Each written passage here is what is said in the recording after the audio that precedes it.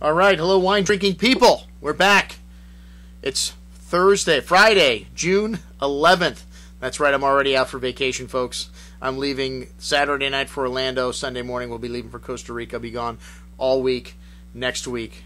So we will have a few offers going out, but no video network next week, I don't think. I don't know if Flavio and Cheech may throw something together while I'm gone if they have time.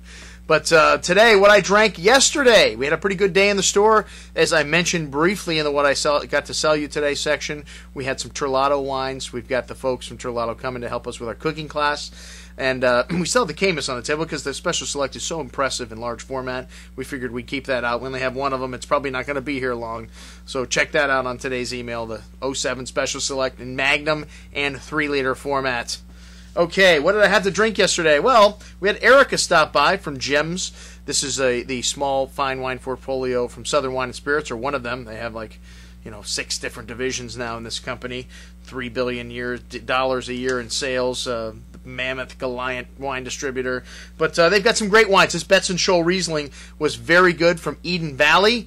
Richard Betts and Dennis Scholl, I believe, sold this operation. That's what I heard around the first of the year. I'm not sure if anybody knows about that. Please send me an email. Let me know exactly what's happened, or I may Google it later. The Riesling from East Eden Valley, very good. This is the upper region of the Barossa. And a little bit of petrol to this. Not much, though. More lemon, lime, citrus, some white floral notes, a little chalky minerality to it. Some white peach. Nice concentration, though. Some nice lemon zest on the tongue, and a little bit of that chalky minerality showing up on the finish. Really nice. Leaves the tongue salivating for food. We like wines like that. A little expensive, though. Then the pairings. This is from Jonata. This is the people from Screaming Eagle that own Screaming Eagle now. They've got this property down in the San Ynez Valley, and kind of an interesting marketing.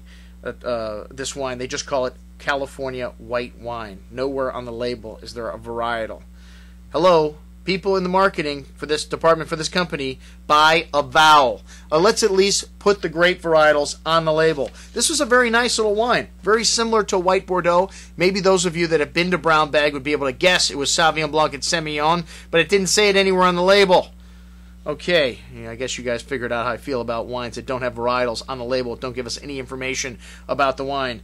But really nice, kind of melon and green figs with notes of flinty minerality, a little apricot and peaches also coming out. Very interesting bouquet, seemed to be changing as the wine was evolving. Big and juicy on the tongue, like I said, kind of reminded me a little bit of a white Bordeaux in a warm year like a 2003. A little bit of tangerine citrus on the finish.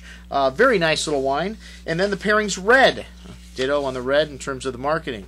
All right, but nice black plum, black cherry fruit, little berries, some fresh plowed black earth on this, some nice toasty oak and espresso. Both of these wines more on the elegant side. A little bit of bitter chocolate and dark spices on the finish here, but a really nice wine, very well put together, nice finish. So the pairings, 3 offerings. The last one was a Pinot. This was from Santa Rita Hills, and actually from 2 vineyards, Sanford and Benedict and Amorosa.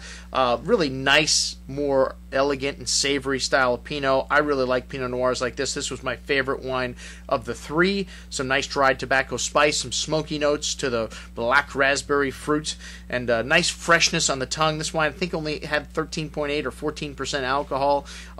For California, that is fairly light. But nice freshness and an exotic floral note and spice coming through on the finish. That's the pairings Pinot from the Santa Rita Hills. And then to finish off, we had the Betts and Scholl OG, Original Gangster, Grenache. I don't know what OG stands for, but that's what we're going to call it. This wine had some light smoke, some gamey notes that you get out of Grenache. Lovely warm berry pie-like fruit.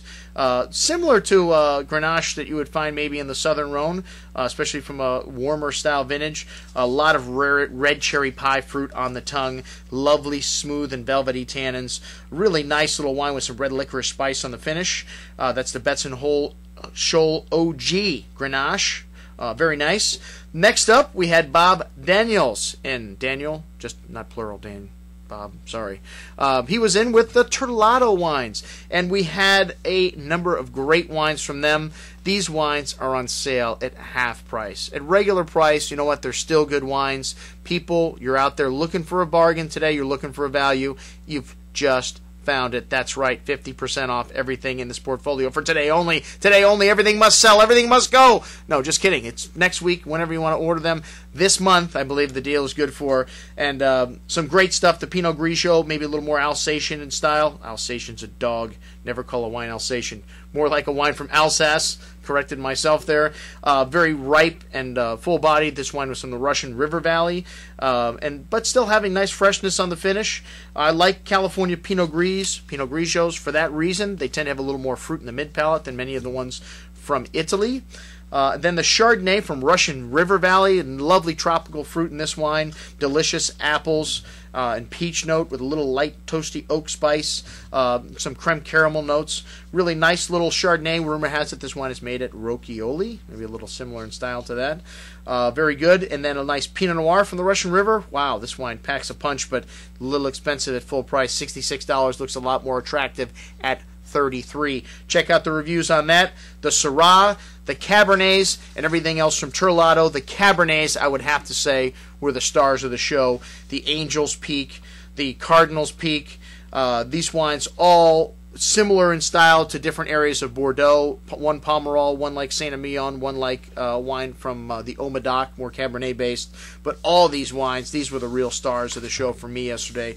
The Cabernets from Terlato. And like I said, they've got very aggressive with the pricing on these wines. They are from the 06 vintage. 06 does tend to be a little tannic and a little bit more, to me, a vintage that needs some cellaring, so you may want to keep these wines open for a couple of days if you're going to buy them, but I highly recommend them. Check it out. We finished up with the little Terlato Chapoutier joint venture from Australia. This is a Shiraz and Viognier blend from Victoria. Very nice, very pretty, very similar to a Northern Rhone. Does have a little more forward fruit a la Australia, but this wine is really nice and pretty attractively priced in the low $20 price range. The episode from Terlato, I mentioned this in a couple months ago, at $189.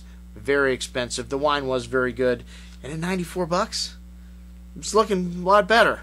But still, check out the other Cabernets on this offer. Let me tell you, at half of that price or less, they are outstanding. All right, I'm your host, Andrew Lampasone, signing off for the What I Drank Yesterday section of the show, saying remember, always drink the good stuff first.